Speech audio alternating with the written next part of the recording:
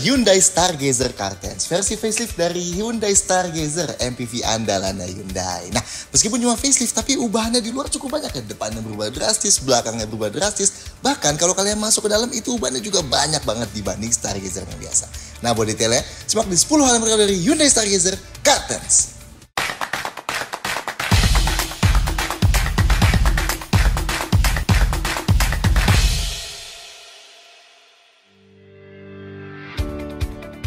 Satu, varian dan harga. So, kayak yang kita bilang, Stargazer Car-Tense ini adalah versi faceliftnya dari Stargazer dulu. Sama kayak sepupu seplatform beda mereknya dia ya, Kia Carens. Versi faceliftnya Carens di India dikasih nama Carens Clavis karena tetap ada varian bawahnya yang disebut Carens aja. Nah, apakah nanti tetap ada varian bawah Stargazer yang disebut Stargazer doang? Entahlah ya, Hyundai belum bilang. Kita tunggu update-nya nanti aja ya. Anyway, varian Stargazer Car-Tense ini ada 4. Trend, Style, Smart HSS, dan Prime HSS. So, di Car-Tense nggak ada varian aktif dan esensial ya. Dan ketambahan varian baru ya si Smart tadi. Sedangkan HSS itu singkatan dari Hyundai Smart Sense. So, Smart HSS dan Prime HSS sama-sama dapat ADAS ya. Dan Trend dan Style ada pilihan transmisi manual atau otomatis, sedangkan Smart dan Prime hanya otomatis saja. Harganya belum diumumin pas kita naikin video ini. Kalau udah ada, nanti kita update di kolom deskripsi dan komentar ya. 2. Pilihan warna. Stargazer Car-Tense ada 4 pilihan warnanya. Putih creamy white pearl, silver magnetic silver metallic, abu-abu titan grey metallic, dan hitam midnight black pearl. Artinya sayangnya warna merah yang dulu udah nggak ada lagi ya. Dan khusus Prime ada pilihan warna dual tone buat warna putih dan silvernya ya. 3. Eksterior ke SUV-an. So, sebenarnya desain Stargazer sebelumnya menurut kita sih kelihatan pintar ya. Minimalis futuristis gitu dengan bentuk kebulet-buletannya. Tapi bentuknya itu juga yang bikin dia jadi nggak lolos dari panggilan S-Pass modern ya sama masyarakat Indonesia. So, kali ini Hyundai ngerombak desainnya jadi jauh lebih kekotakan. Lebih terinspirasi dari SUV kalau mereka bilang. Dan harusnya bisa kelihatan sedikit DNA Palisade di sini. Ganteng, jelek, ya balik lagi lah, desain itu selera kalian. Kita pribadi sih cukup suka ya sama desainnya kali ini karena lebih berani lagi ya buat kelihatan beda. Sesuatu yang dibutuhkan banget di kelas low MPV buat nggak nyaru di jalanan ya kan.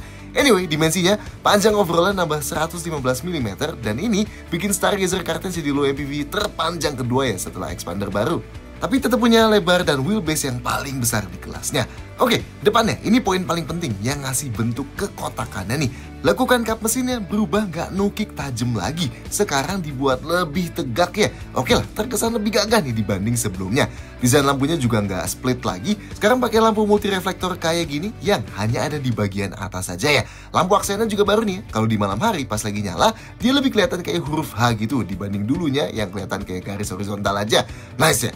Grillnya jadi jauh lebih besar dibanding sebelumnya. Sebenarnya sih modelnya masih setema ya sama Stargazer dulu. Kalau dulu kan ada lubang-lubangnya tuh di panel hitamnya. Sekarang lubangnya jadi lebih besar dan diperkuat aksen abu-abu di sekitarnya ya. Buat yang varian Smart dan Prime. Tapi ini dibuat lebar banget ya sampai ke ujung lampunya. Nah, bawahnya ada panel abu-abu yang panjang dan besar banget yang nyambung dari kiri ke kanan. Ini juga kelihatan kayak huruf H gitu sih ya. Sedangkan di ujung kiri kanan ya, ada panel hitam gini yang nggak berlubang beneran ya.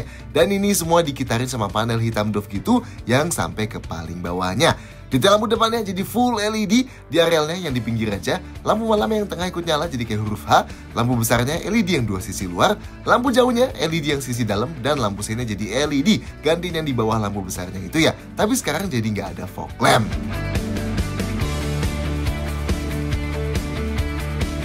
Sampingnya, ini nih yang paling kelihatan dari bentuk one curve siluetnya Stargazer dulu jadi bentuk two box siluet di Stargazer Car-Tense ini. Pertama lihat agak aneh tapi lama-lama juga kebiasa sih ya. Kecuali belahan potongan di fender belakang ini ya yang kayak out of place aja gitu. Nah, Car-Tense juga khusus varian Prime dapat roof rail gini ya, mirip kayak punya Stargazer X dulu. Ini soalnya Car-Tense X dapat roof rail yang lebih gede lagi sekarang ya. Dan velgnya baru nih cakep. Jadi 17 inci gini ya di varian Smart dan Prime. Dual tone ya dan kelihatan tajam-tajam gitu. Nice lah, dan ini dipakein ban 205/50 R17. Dan kayak Stargazer update dulu, di Car-Tense Prime ini juga tetap dapat side skirts kayak gini. Oh, dan kalau dulu handle pintunya chrome, sekarang jadi dibuat sewarna body gini ya. Belakangnya sama ya, temanya jadi lebih kekotakan dan dari sudut ini sih emang kelihatan lebih gagah ya overall. Dan bumper belakang yang jadi lebih menonjol ini jelas jadi alasan nomor 1 kenapa dimensi overallnya dia bisa melar ya. Lampunya juga berubah jadi lebih ke kotak-kotakan dan LED-nya juga dibuat lebih tebal ya kayak di depan. Dan bagian vertikalnya juga nggak sepanjang dulu lagi. Dan sekarang nama Stargazer-nya dieja di tengah tanpa dimasukin ke panel khusus kayak sebelumnya ya. Sedangkan emblem Cartensnya sendiri terpisah di bawah kiri sini. Dan bumper bawahnya di Cartens ini warna utamanya silver tapi dilingkarin panel hitam. Mirip lah kayak di bumper depannya. Lampu mundurnya juga jadi di paling bawah sini. Sedangkan yang ujung kiri kanan yang ini nggak berlubang beneran ya. Tuh ada cover plastiknya. Detail lain di belakang sini knalpotnya ngumpet di kanan bawah dan antena rear view-nya dihitamin ya. Detail lampu belakangnya, lampu malamnya LED yang tetap kayak huruf H tapi dibuat agak terputus-putus sekarang. Lampu remnya akhirnya LED ya dengan high mount stop lamp LED. Lampu seinnya halogen dan lampu mundurnya terpisah sendiri halogen di paling bawah ya.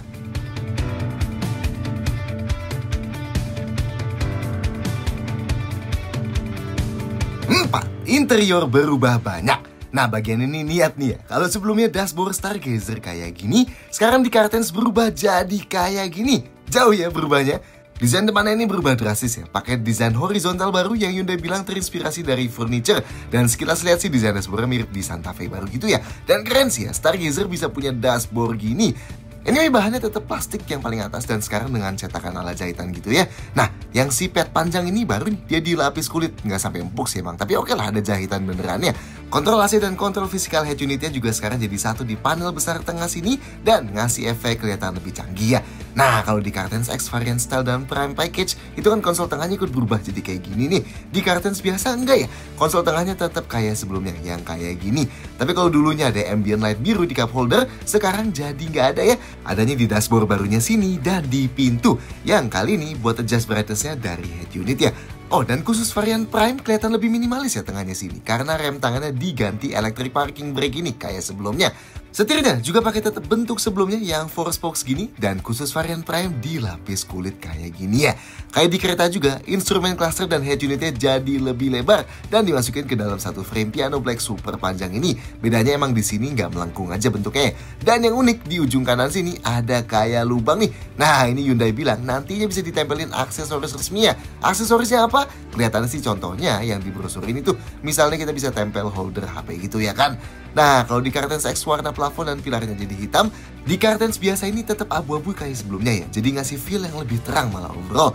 Joknya modelnya sama kayak di Stargazer sebelumnya, bedanya lebih ke bahan yang dipakai ya. Varian Prime dari sebelumnya full kulit sintetis, sekarang jadi kombinasi ya, kulit sintetis hitam di pinggirnya gini dan kain di tengahnya gini. Lebih oke sih ya sebenarnya buat sirkulasi udara di punggung, meski emang jelas nggak kelihatan sepremium sebelumnya. Jok tengahnya pun sama, tetap ada opsi yang jok bench 7-seater atau yang lebih mahal Captain Seat 6-seater kayak gini. Kayak biasa, jok bench bakal muat penumpang lebih banyak, sedangkan Captain Seat gini bakal terlihat dan kerasa lebih mewah dan bikin bocah jadi bisa bolak-balik depan belakangnya. Dan ini jok baris ketiganya, ini tetap sama sih ya. Di nomor setelah ini kita praktekin rasa duduknya ya. Varian Prime tetap ada meja lipat ini di belakang jok penumpang depan, nice ya. Tapi modelnya agak beda loh dari sebelumnya, yang dulu kan ada cup holdernya. Di sini nggak ada, adanya tablet holder gini di paling depannya. Dan sekarang di kiri kanannya jadi ada cantolan kabel gini ya. Di luar itu sisanya mirip sebelumnya lah. Pintu depannya bentuknya tetap dengan yang bagian atasnya plastik dengan aksen ala jahitan dan bawahnya yang garis-garis plastik ini ya. Baru ada lapisan kulit di sandaran tangannya. Dan grill speakernya pun tetap dibuat unik kayak gini ya. Dan yang kita seneng storage-nya banyak ya di pintu sini. Pintu belakangnya juga sama, atasnya plastik dengan cetakan ala jahitan, bawahnya garis-garis yang plastik juga. Terus ada lapis kulitnya di sandaran tangan dan ada cup holder di tengah-tengah ya. Bawahnya baru di plastik semua. Detail lainnya di dalam, sun visornya, yang kanan ada card holdernya, kacanya hanya di bagian kiri aja ya. Lampu kabinnya di depan ada 2 halogen gini, dan di baris kedua ada satu lagi yang sharing sama baris ketiga ya, halogen juga. Pegangan tangan plafonnya yang paling depan hanya ada di sisi penumpang depan aja, yang di driver nggak ada. Sedangkan yang di baris kedua, keduanya model lipat ya, yang ada gantungan bajunya hanya di sisi kanan aja. Dan di baris ketiga nggak ada pegangan tangan plafonnya sama sekali. Dan spion tengahnya day and night manual ya, jadi kalau silau tinggal dicetekin aja. Tapi gimana rasanya duduk di dalam? 5. Konfigurasi jok. Buat masuk ke depan, buka pintunya cukup berat ya, not bad. Sudut bukanya lebar banget ya. Dan buat nampak ke dalamnya cukup tinggi, tapi masih gampang lah kayak ke MPV gini biasanya. Oke, duduk di depan. Posisi duduk ya, kalau kita set joknya ke paling rendah, feel-nya tetap cukup tinggi, tapi nggak tinggi berlebihan kayak kebanyakan LMPV lainnya gitu. Jadi masih cukup ergonomis ya buat posisi nyetir. Nah, frame head unit dan instrumen clusternya kan baru tuh, lebih pendek lagi dibanding sebelumnya. Artinya, visibilitas ke depan jadi lebih baik lagi ya dibanding di Stargazer yang improvement dulu. Kalau dibanding sama Stargazer pertama sih yang domnya tinggi sih jelas improve banget. Apalagi kap mesin yang sekarang jauh lebih tinggi dan bikin lebih kelihatan lagi ya patokan ke depannya jadinya. Visibilitas ke samping sih sama aja kayak sebelumnya, termasuk cukup oke meskipun spionnya masih di pilar A, tapi kebantu sama kaca kecil tambahan ini. Nice ya. Pengaturan jok drivernya manual, slide, recline, dan bisa dinaik turunin ketinggiannya kecuali yang varian Trend ya, yang ketinggiannya fix. Sedangkan yang penumpang depan slide dan recline aja. Headrestnya ini naik turunnya tinggi banget ya. Kita yang tingginya 173 cm masih bisa bersandar enak gini, kepalanya nggak ketusuk. Dan kalau kepalanya mau sandaran sambil nyetir cukup oke nih ya, nggak terlalu ngedangak meski emang nggak sampai maju banget. Sedangkan ruang kepalanya masih sangat-sangat lega. Tapi ya sama kayak sebelumnya, support bahu joknya masih jauh di bawah bahu kita ya. Jadinya kayak nggak ketopang full aja badan kita. Masih enak tapi kayak kurang optimal aja lah. Sandaran tangan di tengah dilapis kulit nih jadi empuk, tetap nggak bisa digeser maju mundur ya. Dan agak sulit kalau mau sandarin tangan sambil pegang setir gini. Sandaran tangan di pintu juga dilapis kulit ya, jadi empuk juga. Seatbeltnya posisinya fix, nggak bisa diatur naik turun. Setirnya selain tilt bisa teleskopik juga dan cukup jauh ya. Nice. Dan sandaran kaki kiri driver ada gundukan gini tapi tanpa pad plastik. Sekarang kita ke belakang. Pintu belakangnya lebih berat dari yang depannya karena lebih besar. Dan bukaan pintunya juga termasuk lebar banget nih. Dan karena nggak ada lekukan atap aneh-aneh juga ya, jadi kepala kita nggak perlu nunduk-nunduk pas masuk. Posisi duduk di baris kedua sini lebih tinggi dibanding di depannya. Dudukan joknya cukup oke sih ya. Support pahanya menurut kita nggak sebaik expander gitu, tapi segini pun udah termasuk enak banget lah.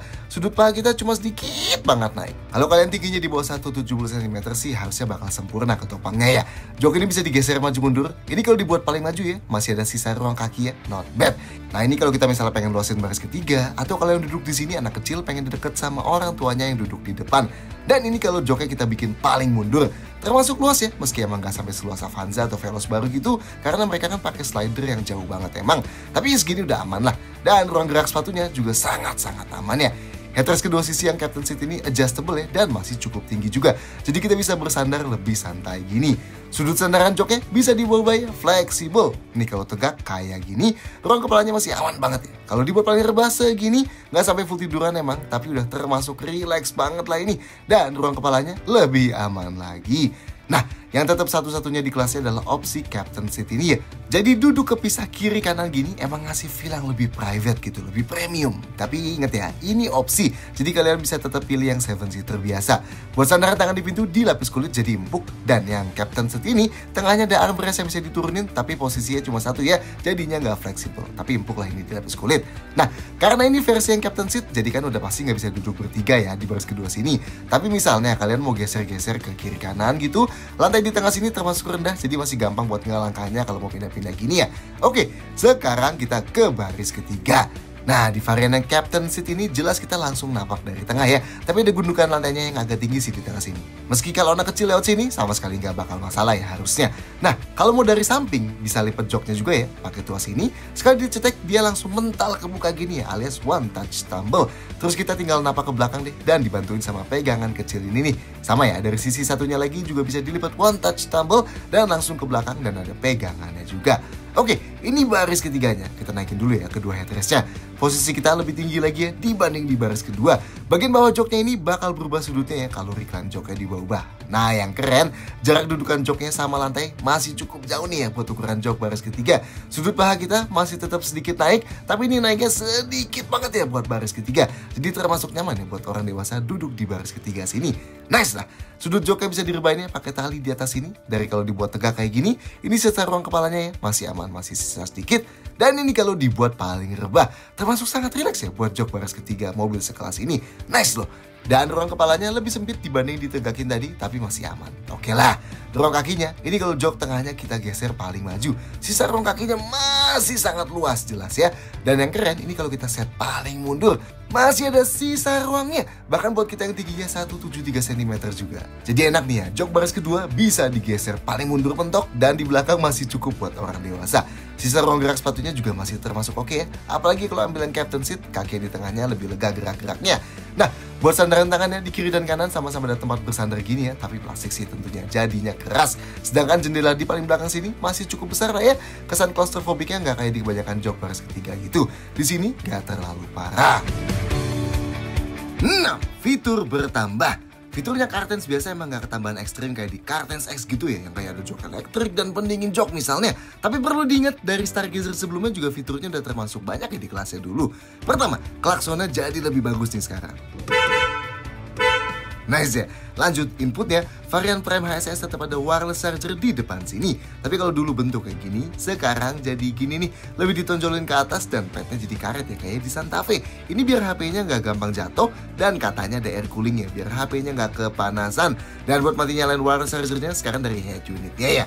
Buat ngecharge di depan tetap ada power outlet 12 volt, 1 USB port Type A, dan yang baru sekarang ada tambahan 1 USB port Type C nih. Buat yang mau ngecharge lebih cepat kecuali di varian Trend ya. Yang di baris kedua juga baru ya, jadi ada 2 USB port Type C gini kecuali di varian Trend, dan di baris ketiga ada power outlet lagi ya, sekali lagi kecuali di varian Trend. Lanjut, instrumen clusternya full LCD TFT 10,25 inci ini yang bisa diganti temanya waktu kita ganti-ganti mode berkendara ya. Atau bisa juga diganti manual, pilih temanya dari head unit. Dan nanti selain 3 tema tadi, ada 1 tema tambahan lagi yang Cube ini ya.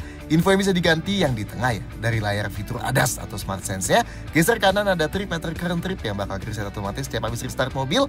Trip meter since refueling yang bakal reset otomatis setiap habis isi bensin. Dan trip meter since last reset yang bisa kita reset manual. Dan ada speedometer digital ya. Geser kanan lagi ada kompas dan ada info navigasi yang lagi jalan. Dan geser kanan lagi ada TPMS. Buat setting-settingsnya pindah ke head unit semua ya. Nah, head unitnya ini keren ya. Dia dan instrumen clusternya kan sama-sama 10,25 inci. Jadi mereka berdua kayak ada animasinya dulu pas kita masuk ya. Tetap ada beberapa shortcut dan kontrol fisikal, tapi pindah ke bawah kontrol AC ya. Tuh, selain beberapa tombol ini ada juga knob track dan volume. Nice lah ya. Nah, interface-nya mirip di kereta atau kayak di Palisade yang lama lah ya. Ada profil juga nih, kita bisa ganti-ganti. Dan tiap ganti, nanti dia juga bakal ubah beberapa preferensi mobilnya, ikutin profil yang kita pilih ya. Nah, menu-menunya ada kiblat yang bisa ngasih lihat kompas, titik lokasi dan arah kiblat. Dan bisa multitasking kayak gini nih, tarik sidebar dari kanannya buat lihat lebih dari 1 aplikasi sekaligus. Lanjut, sekarang ada navigasi bawaan ya. Nah, ini terkoneksi internet, jadi kita bisa lihat hal-hal kayak lagi macet atau enggak. Dan lokasinya juga lebih update ya. Dan ini nyambung sama Bluelink kita. Oke lah. Ada Bluetooth teleponi, voice memos buat ngerekam suara, climate buat ngatur AC langsung dari head unitnya, valet mode buat ngelimit akses kalau mobilnya dikasih ke valet, ada quiet mode buat bikin suaranya langsung dilimit ke speaker depan doang, terus ada radio tentunya, media yang bisa diputar bisa dari Bluetooth, USB, dan sekarang ada Sounds of Nature yang bisa simulasiin macam-macam suara kayak di suatu tempat unik gitu, dan ada 10 simulasi suara nih ya totalnya di sini.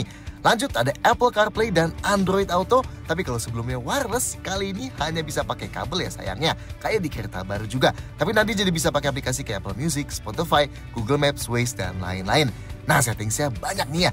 Settings vehicle, pertama ada driver assistance buat atur semua fitur ADAS atau Hyundai Smart Sense-nya. Nah, ini safety-safety-annya kita bahas lengkap di nomor habis ini ya. Menu cluster ada buat atur instrumen cluster kayak brightness, nyalain blue light filter buat kuningin layarnya, buat ganti-ganti tema, dan atur beberapa perintilan instrumen cluster. Menu climate ada buat bikin sirkulasi udaranya otomatis ketutup kalau kita aktifin washer wiper, dan ada buat sirkulasinya kebuka tutup otomatis juga ya. Di menu lights ada buat atur tingkat keterangan ambient lightingnya, ada juga buat ganti-ganti kalau kita cetekin tuas lampu seinnya sedikit, mau berkedipnya 3 kali, 5 kali, atau 7 kali, dan ada buat atur welcome function yang bakal kita jelasin di sini ya. Follow me home dan high beam assist ini buat nyalain lampu jauh otomatis. Di menu door ada settings auto lock, auto unlock, dan remote window control buat buka tutup jendela pakai remote.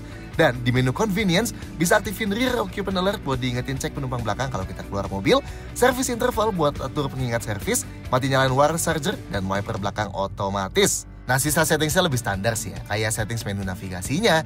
Setting sounds ini buat atur segala persuaraan, termasuk dynamic speed compensation yang bisa otomatis nyesuaiin volume tergantung kecepatan mobil, sampai radio noise control yang bisa kurangin suara noise di radio mobilnya.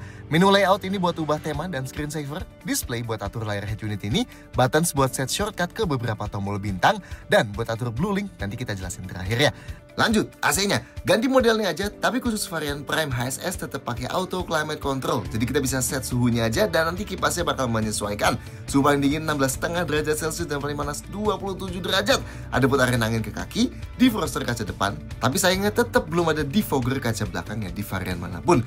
Tetap ada double blower, tapi modelnya emang masih yang menggunduk gini ya di plafon, belum yang flush kayak di Cairns gitu. Ada 4 ventilasi dan kipasnya ada 3 level ya. Speakernya selain varian Prime HSS yang ada 6, sisanya ada 4 aja ya. Lampunya selain varian Trend, semua otomatis yang ada indikator di instrumen cluster pas kita mati nyalain. Wipernya intermittent variable. Ini kuncinya ya, sama ya, ada tombol lock, unlock, remote start, dan buka kunci bagasi. Selain varian Trend, semuanya ada passive keyless entry-nya ya. Jadi kalau mobilnya dikunci, remote-nya tinggal dikantongin aja, deketin mobilnya dan klik tombol di handle ini dan kuncinya kebuka. Sekaligus spionnya juga kebuka ya. Buat kunci lagi tinggal klik lagi dan spionnya juga bakal kelipat lagi.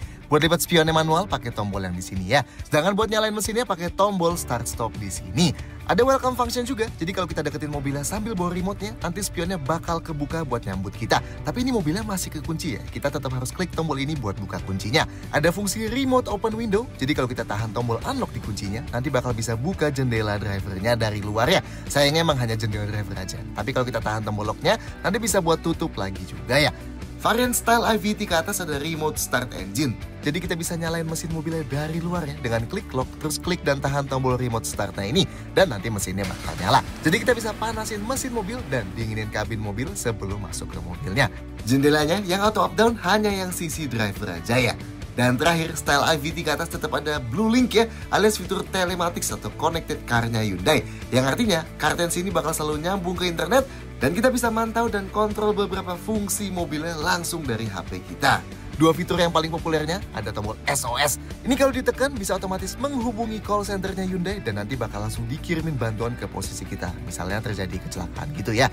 Dan tombol yang satu lagi ini roadside assistance ya, yang bisa menghubungi call center kalau kita butuh kendaraan derek. Seandainya CarTense X kita mengalami emergency. Nah, sisa fitur Blue Link-nya pakai HP kita ya. Buat pantau mobil misalnya, kita bisa lihat posisi persis mobilnya, bisa lihat status mobil kayak bensinnya, ada komponen yang bermasalah atau enggak, tekanan ban, dan lain-lain. Yang buat kontrol misalnya kita bisa mati nyalain mobil, bisa atur suhu AC juga sebelum nyalain mobil, bisa buka atau kunci mobil, atau nyalain klakson dan lampu buat cari posisi parkir.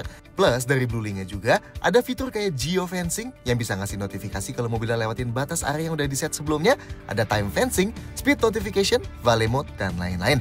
Kalian bisa cek video review lengkap Stargazer X selama kita deh kalau pengen lihat praktek si fitur Blue Link ini. Lebih lengkap lagi penjelasannya. 7. Safety tambah lengkap. Fitur keselamatannya Stargazer CarTense juga tambah lengkap nih. Nggak sebanyak CarTense X sih namanya, tapi cukup lah. Karena dari sebelum ini aja udah termasuk banyak di kelasnya ya. Varian Smart HSS dan Prime HSS ada fitur safety aktif atau ADAS-nya yang disebut Hyundai Smart Sense. Dan kalau sebelumnya di depan hanya memanfaatkan kamera di balik spion tengah ini aja, sekarang ada tambahan radar di depan gini. Karena sekarang dapat fitur Adaptive Cruise Control atau di Hyundai disebutnya Smart Cruise Control. Jadi selain bisa ngeset kecepatan konstan, kita juga bisa ngeset buat jaga jarak sama mobil di depan. Dan nanti mobilnya bakal memelan otomatis pas depan kita memelan dan sebaliknya ya, tanpa kita perlu injak pedal gas atau pedal remnya. Dan ini sampai stop and go ya. Jadi bisa ikutin memelan sampai mobil depan berhenti dan jalan lagi. Nice ya. Lanjut, Smart Sense ya, tetap ada Forward Collision Avoidance Assist atau rem otomatis ya. Jadi dia bakal mendeteksi kalau ada kemungkinan nabrak mobil depan, dan kalau nggak kita gubris juga, mobilnya bakal ngerem otomatis. Yang baru di CarTense sekarang juga ada fungsi Junction Turning. Buat ngerem otomatis kalau ada objek mendekat dari kanan depannya pas kita mau belok. Ada Lane Following Assist yang bakal ngejaga supaya mobil kita selalu ada di tengah-tengah lajur yang ada garisnya. Jadi kita bisa lepas setir sebentar dan mobilnya bakal tetap belok-belok jalan ikutin garisnya. Ada juga Lane Keeping Assist yang fungsinya buat ngasih peringatan dan koreksi setir kalau terdeteksi kita keluar lajur yang ada garisnya dan tanpa ngasih lampu sein. Ada High Beam Assist yang bisa otomatis nyalain lampu jauh ketika dibutuhin. Dan ada Leading Vehicle Departure Alert yang bakal ngasih peringatan kalau pas kita lagi berhenti, tiba-tiba mobil di depan kita jalan ya. Nah, sisanya Smart Sense yang manfaatin dua radar yang sembunyi di kiri kanan bumper belakang ya. Ada Blind Spot Collision Avoidance Assist yang bakal nyalain indikator di spion kalau deteksi ada objek di titik buta. Dan kalau kita tetap nyalain lampu sein ke situ, nanti bakal dikasih peringatan bunyi dan berkedip. Bisa diremin otomatis juga mobilnya kalau misalnya pas mau keluar parkiran paralel gitu ya, dan ada objek mendekat dari sisi yang kita mau keluar itu. Ada Safe Exit Warning yang bakal ngasih peringatan kalau kita mau buka pintu pas terdeteksi ada objek mendekati. Ada Rear Cross Traffic Collision Avoidance Assist yang bakal ngasih peringatan kalau kita lagi mundur dan ada objek mendekat dari belakang kiri atau belakang kanan, dan bisa diremin otomatis kalau kita tetap maksa mundur. Oke, di luar ADAS-nya, yang baru lagi di CarTense, sensor parkirnya. Varian Style ke atas dapat sensor parkir belakang 4 titik yang terintegrasi gini, dan khusus varian Prime HSS dapat sensor parkir depan juga ya, dan 4 titik juga. Nice ya, kayak di CarTense X. Ini ada tombol buat mati nyalainnya di tengah sini, dan ada indikatornya di instrumen clusternya dan di head unitnya ya. Kamera mundur ini udah ada dari varian Style. Kayak sebelumnya ini bisa gerak-gerak juga garisnya kalau kita belok-belokin setirnya. Angle-nya ada yang biasa gini dan ada yang top down juga ya. Airbagnya varian Trend, Style, dan Smart HSS ada 4 ya. 2 airbag depan dan 2 airbag samping yang ada di samping luar jok depan. Khusus Prime HSS ada 6 ya. 2 lagi airbag pilar yang memanjang. Lanjut, remnya yang depan cakram ventilasi 15 inci. Dan yang belakang khusus Smart HSS dan Prime HSS dapat cakram 14 inci. Nice ya, ini sama kayak di Cartens X. Sedangkan sisanya rem belakangnya turmol ya. Sistem rem ABS dan EBD lengkap ya. Dan ada stability controlnya. Kalau kita klik tombolnya sebentar bakal masuk ke traction limited. Dan kalau ditahan lama bakal matiin traction control dan stability controlnya. Ada hill start assist juga yang bisa nahan remnya beberapa detik pas kita berhenti di tanjakan. Biar kaki kita bisa pindah dari pedal rem ke pedal gas tanpa mobilnya merosot. Varian Smart HSS dan Prime HSS tetap ada TPMS atau pengukur tekanan masing-masing ban di instrumen cluster. Ada rear occupant alert yang bakal dikasih tahu kalau ada penumpang yang tertinggal di belakang. Dan ada ISOFIX di jok baris kedua buat pakai jok bayi. Gimana? Buat sekelas ini sih lengkap banget ya. 8. Bagasi dan storage. Bagasinya Stargazer Cartens ini nggak ada ubahan sih ya dari Stargazer biasa dulu. Oke, ini bisa dibuka kuncinya pakai tombol di remote sini ya. Jadi kalau mobilnya dikunci dan kita tahan tombol ini, terus remote kita tinggalin, nanti kunci pintu bagasinya kebuka dan tanpa bawa remote pun bisa kita buka ya pintu bagasinya. Tapi semua pintu lain masih kekunci. Bagasinya juga nyambung sama sistem passive keyless entry-nya ya. Jadi kalau mobilnya dikunci, remote ini bisa kita kantongin aja dan tinggal klik satu-satunya tombol di pintu bagasi sini dan nanti pintunya kebuka. Tapi semua pintu lain tetap kekunci ya. Nah, ini bagasinya Stargazer Cartens kalau semua jok lagi dipakai. Persis dulu lah ya, termasuk cukup luas mengingat ruang baris ketiganya kan masih muat banget buat orang dewasa ya. Bibirnya termasuk lebar ya dan lebih melebar lagi di bagian bawahnya. Jarak bibirnya dari tanah termasuk cukup tinggi kasih low MPV gini. Jadi kalau angkat barang berat pasti sedikit PR ya. Dan dari lantai bagasinya ke bibirnya rata ya. Jadi keluarin barang tinggal ditarik aja. Detailnya, sebelah kanan sini ada gantungan belanjaan gini, dan yang sebelah kiri sini ada gantungan belanjaan juga. Tapi kayak di Stargazer dulu juga, nggak ada lampu khusus bagasi ya di atas sini sayangnya. Di bawah lantainya sini ada tempat penyimpanan tambahannya, yang ada 3 tempat gini, termasuk toolkitnya di sini juga. Dan kalau mau turunin ban serep dari sini ya, sedangkan ban serepnya di bawah ya, modelnya Space Saver. Oke, karena jok paling belakang sudut rebahnya bisa diatur, jadi kita bisa sesuaikan kebutuhan penumpang dan barangnya. Kalau kita bikin paling rebah gini, penumpangnya duduknya lebih nyaman, tapi sisa ruang bagasi jadi jauh lebih kecil ya. Sedangkan kalau ditegakin gini, ya sebaliknya lah.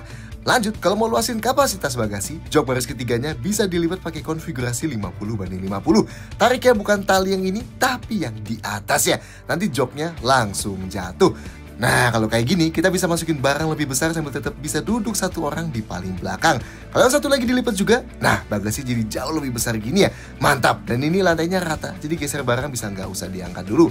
Nah, kalau meluasin kapasitas lagi, jok baris kedua yang Captain Seat ini juga masih bisa dilipat ya. Kalau dilipat satu yang kanan, ruangnya jadi lebih besar lagi dan tetap bisa duduk satu orang di tengah tanpa keganggu. Kalau yang satu lagi dilipat juga, nah ruangnya jadi sangat-sangat luas nih. Lantainya juga cukup rata ya, jadi kita bisa langsung geser barang aja ke depan atau bisa masukin barang yang besar dan panjang kayak kasur gitu misalnya. Tapi tentunya hati-hati di yang Captain Seat ini karena tengahnya jelas bolong ya. Buat tutup bagasinya di Zain handle di sebelah kanan dan ini sisa storage di dalam kabin.